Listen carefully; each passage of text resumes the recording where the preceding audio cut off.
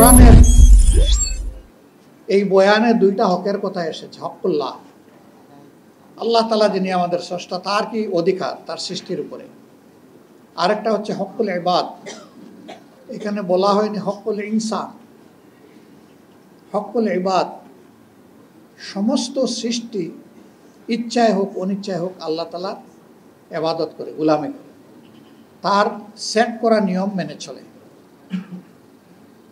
এই দুনিয়ার ইতিহাস হাজারো বৎসরের, কিন্তু কোথাও কেউ দাবি করে না যে আগে সূর্য উঠতো পূর্ব দিকে, এখন উঠে উত্তর দিকে। এটা কেউ দাবি করে না। সূর্য তার অবস্থান পরিবর্তন করতে পারবে না, কারণ এটি আল্লাহ তাআলা তাকে সেট করে দিয়েছেন যে যতদিন দুনিয়া থাকবে ততদিন তাকে ওই দিকেই উঠতে হবে এবং ওই দিকে পড়তে হবে। তবে শেষ দিনটা তার উত্থানটা হবে ভিন্ন দিক থেকে, উল্টা দিক থেকে। সেটা ওই দিন শেষ হওয়ার দিন। সেই দিন হবে ভয়াবহ দিন। আল্লাহ তাআলা সেই ভয়াবহ দিনকে উপলব্ধি করে মানব জাতিকে সঠিক পথে চলার তৌফিক দান করুন। এরকম সব কয়টি সৃষ্টি আল্লাহর সিদ্ধান্ত মানতে গোলামি করতে বাধ্য। এমনকি মানবের দৈহিক সত্তা, সে ইচ্ছা করুক অথবা না করুক, আল্লাহর গোলামিতে লিপ্ত আছে। যারা আল্লাহর উপর ঈমান আনেন না বলেই বলেন, তারাও লিপ্ত। কিভাবে? আমাদের এই মুখমণ্ডলটাই যদি আমরা সামনে আনি, কপালের নিচে দুটো চোখ আছে। চোখের কাজ হচ্ছে দেখা, দর্শন। নাক আছে, তার কাজ হলো ঘ্রাণ নেওয়া, শ্বাস নেওয়া, ফেলা। মুখ আছে, তাই দিয়ে কথা বলা, খাওয়া দাওয়া করা, পান করা। আল্লাহ তাআলা যে কাজের জন্য যে অর্গানকে সেট করেছেন, কানের কাজ হচ্ছে সে শুনবে।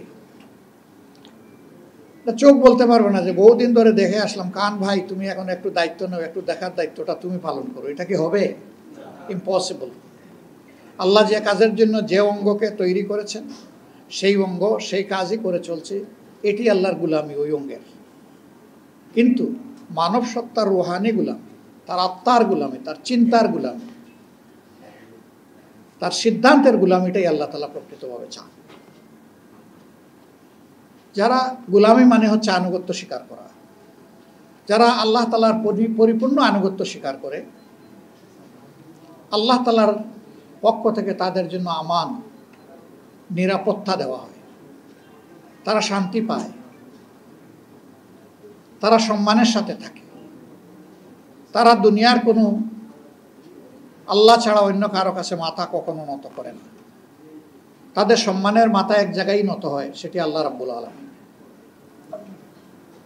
আল্লাহ তাআলার সৃষ্টির কুদরত এবং মানব জাতির প্রতি তার অতি মেহেরবানি অনেকগুলা বিষয়। এর মাঝে একটা বিষয় যদি শুধু আমরা চিন্তা করি, আমাদের সামনে দৃশ্যমান যত প্রাণী জগৎ আছে, উদ্ভিদ জগৎ আছে, তাদের দিকে যদি তাকাই, আমরা দেখব যে সবাই মাথা নোয়ানো অবস্থায় আছে। কেউ রুকুর হালতে, কেউ সিজদার হালতে, কেউ বুকের উপর ভর দিয়ে চলে, আবার কেউ কোমর বাঁকিয়ে রুকুর হালতে চলে। এমনকি গাছপালা, তার মাথাও দেখবেন, ডালগুলোও দেখবেন নিচের দিকে ঝুঁকে যায়। একমাত্র সৃষ্টি পা থেকে মাথা স্ট্রেট লাইন আপওয়ার্ড, মাথা সোজা করে আছে, শুইলেও সোজা থাকে বডির সাথে। আল্লাহ তাআলা এইভাবে সকল সৃষ্টির কাছে সে যাতে উন্নতম শির থাকতে পারে সেরকম করেই পয়দা করেছেন। কিন্তু শর্ত একটা দিয়েছেন যে ওই মাথা শুধু আমার কাছে নোয়াইতে হবে, আল্লাহ তাআলার কাছে নোয়াইতে হবে। এই মাথা নোয়ানোর মানে হচ্ছে আল্লাহ তাআলার দরবারে বিনয়ী হওয়া, তার আনুগত্য প্রাণ ভরে মেনে নেওয়া। আল্লাহ তাআলা বিনয়কে বড় পছন্দ করেন। এটি শুধু আল্লাহ তাআলার গোলামের ক্ষেত্রে নয়, মানুষের সাথে আচরণের ক্ষেত্রেও বিনয় হচ্ছে প্রকৃত মুমিনের আত্মার ভূষণ। যে মানুষ যত বিনয়ী হয়, আল্লাহ তাআলা মানুষের মনে তার প্রতি তত বেশি ভালোবাসা পয়দা করে দেন। কিন্তু যে মানুষ বিনয়ী হতে পারে না, সে মানুষের সামনে এসে অন্যরা যতই তাকে সম্মান প্রদর্শন করুক, আড়ালে আবদালে তাকে সম্মান করে না। বলে যে এই লোকটা অহংকারী, দাম্ভিক, উদ্ধত, বিনয়ী মানুষের ক্ষেত্রে মানুষ এই ধারণা নেয় না। মানুষ বলে ইনি মাটির মানুষ। মাটির মানুষ মানে কি? মাটির মানুষ মানে হচ্ছে যে এই যে মাটির উপর দিয়ে হাজার হাজার বৎসর ধরে সমস্ত প্রাণী চলে, যন্ত্রযান চলে, পানি গড়িয়ে যায়, সাপ বিচ্ছুও চলে, মাটি কোনোদিন বিদ্রোহ করে না, সব কিছুর ভার নীরবে বহন করে চলছে।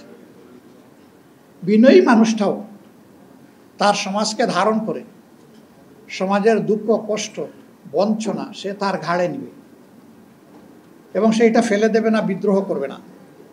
সেইটা নিয়ে অন্যকে রিলিফ দেওয়ার, শান্তি দেওয়ার চেষ্টা করবে। সম্মানিত বন্ধুগণ, আল্লাহ তাআলার পক্ষ থেকে মানুষকে সেই বিনয়টাই অবলম্বন করতে বলা হয়েছে। ইবাদুর রহমানিল্লাযীনা ইয়ামশুনা আলাল আরদি হাওনা ওয়া ইযা খাতাবাহুমুল জাহিলুনা ক্বালু সালামা। রহমানের অনুগত বান্দারা জমিনে যখন চলাফেরা করবে তখন তারা বিনয়ের সাথেই চলাফেরা করবে।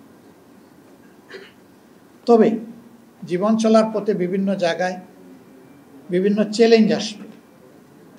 কিছু মানুষ তার বিনয়ের পথটাকে রুদ্ধ করে দিতে চাইবে, তার সরল এবং সত্য পথের উপর চলাকে বন্ধ করে দিতে চাইবে, তাকে বিভিন্ন প্রশ্ন মানে জর্জরিত করবে, কুতর্কে জড়াবে, তার উপর মিথ্যা অপবাদ আরোপ করবে। এরকম যদি কোথাও কারোর সাথে মোলাকাত হয়ে যায়, প্রথমে বিনয়ের সাথে সহজ সরলভাবে তার সাথে আলাপ হবে। যদি মনে হয় যে সে তো হার মানার লোক না, সে যে কোনো মূল্যে সত্য মিথ্যা হোক সে জিততে আসছে, এই ক্ষেত্রে আল্লাহ তাআলা সমাধান দিয়ে, ঔষধ দিয়ে বলছেন, এখানে ঔষধ হলো সালামা, ওর শান্তি কামনা করে এখান থেকে চলে যাওয়া, আল্লাহর দেওয়া মূল্যবান সময়কে নষ্ট না করা। ওলামা হযরত, আপনারা চলতে গিয়ে দেখবেন চলাফেরায় যে দিনের ব্যাপারে অনেকেই সেই রকম চ্যালেঞ্জ ছুড়ে দেবে। এই ক্ষেত্রে আল্লাহ তাআলা বলেন নাই যে চ্যালেঞ্জের মোকাবেলায় তুমি আরেকটা শক্ত পাল্টা চ্যালেঞ্জ ছুড়ে দাও। বলেছেন এই ক্ষেত্রে আপনি চলে যান, তার জন্য শান্তি এবং কল্যাণ কামনা।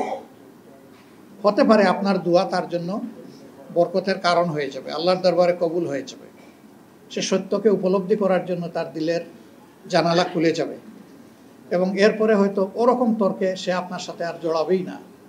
আবার যদি তার ভাগ্যে সেরকম হিদায়া না থাকে, তাহলে আপনি দিনের পর দিন তার সাথে সময় দিতে পারেন, কিন্তু আপনি জোর করে তাকে হেদায়েত দেওয়ার মালিক আপনি নন। হেদায়েতের এই চাবি আল্লাহ তাআলার হাতে। এই জায়গায় অসহিষ্ণু হওয়ার আমাদের কোনো সুযোগ নেই। যখন কোনো জাতি সংকটে পড়ে, তখন সেই জাতিকে, ওই জাতির আলেম বা শিক্ষিত লোকদের দায়িত্ব হচ্ছে তারা পথ দেখাবেন, তারা হবেন জাতির রাহবার। বাংলাদেশ এবং জাতি স্বাধীনতার পরে এক এক করে ৫৪টি বছর পার করেছে। প্রথম স্বাধীনতা যদি আমরা চিন্তা করি ৪৭ সালের, তাহলে এইটাকে যোগ করলে হয়ে যাবে ৮৪ বা ৮৫ বছরের কাছাকাছি। এরকম সময় অতিক্রম করার পরেও ৮৪ বছর হবে। আমাদের সমাজে একটা মানবিক সমাজ, একটা দায়িত্বশীল সমাজ হিসাবে এবং একটা সুন্দর সমাজ হিসাবে আমরা সমাজকে পাইনি। কাজে জাতি তো সংকটে আছে।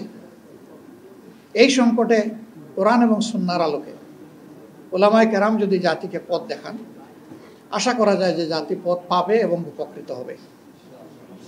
জাতি এটাই আপনাদের কাছে প্রত্যাশা করে।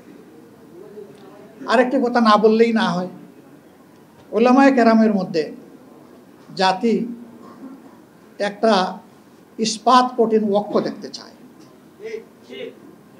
জাতি চায় যে ইসলামের মৌলিক বিষয়ে, জাতীয় জীবনের প্রয়োজনীয় বিষয়ে উলামায়ে কেরাম ঐক্যবদ্ধ থাকবেন, এটা জাতির প্রত্যাশা। কিন্তু এর ব্যতিক্রম হতে পারে, ব্যতিক্রমকে মেনে নিয়ে সহনশীল হতে হবে। পরস্পরের বিরুদ্ধে কোনো ধরনের আত্মঘাতী ঝগড়ায় লিপ্ত হওয়া যাবে না, বাহাসে লিপ্ত হওয়া যাবে না। হ্যাঁ, পরস্পরের প্রতি কল্যাণকামী হয়ে ব্যক্তিগত পর্যায়ে কথা বলবো, মন খুলে কথা বলবো, ওনার বক্তব্যটা শোনার মানসিকতা নিয়েও আমাকে যেতে হবে, শুধু নিজেরটা সমঝানোর জন্য নয়। এইভাবে যদি পরস্পরের বক্তব্যের প্রতি আমরা শ্রদ্ধাশীল হই, ইনশাআল্লাহ এই উলামায়ে কেরাম জাতিকে পথ দেখাবেন যেভাবে অতীতে দেখিয়েছেন। উলামায়ে কেরামের কাছে এটাই আশা করি। আমরা আমাদের বিরাট হক ওনাদের উপর, কোরআন এবং সুন্নাহকে যেভাবে ওনারা ইলমি জগতে ধারণ করেছেন, সমাজের সাধারণ মানুষ এটা করতে পারেনি। আল্লাহ এই যে নিয়ামতটা বিশেষভাবে আপনাদেরকে দান করলেন, এটার শুকরগুজারি তখনই হবে যে এই ইলমকে মানুষের কল্যাণে যখন আপনারা কাজে লাগাবেন। আমরা সেটাই আপনাদের কাছে আশা করি। আজকে আপাতত এতটুকুই আপনাদের কাছে আমাদের প্রত্যাশা। আরও ইনশাআল্লাহ আপনাদের সাথে কথা হবে, দেখা হবে।